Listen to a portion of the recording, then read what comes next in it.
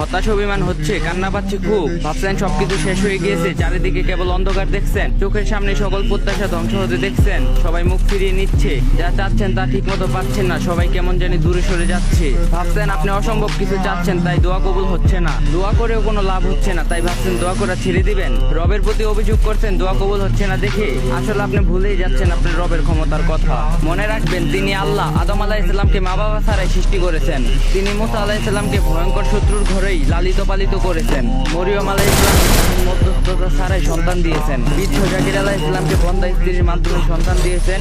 ইসুফ আলাইহিস সালামকে কুয়া থেকে বাঁচিয়ে কৃতদাসত্ব থেকে সম্রাষ্ট্র বানিয়েছিলেন। ইয়াকুব আলাইহিস সালামের দোয়া 40 বছর পর কবুল করেছেন। এইভাবে তিনি আপনার চারপাশে প্রতি মুহূর্তে হাজারো অসম্ভবকে সম্ভব করেছেন। তিনি নিশ্চয়ই আপনার দোয়া কবুল করে নেবেন, ভুলে যাবেন না তিনি বিশাল আরশের মালিক। তার কাছে অসম্ভব বলতে কিছুই নেই। নিশ্চিতভাবে আপনি সঠিক সময় সবকিছু পেয়ে যাবেন ইনশাআল্লাহ।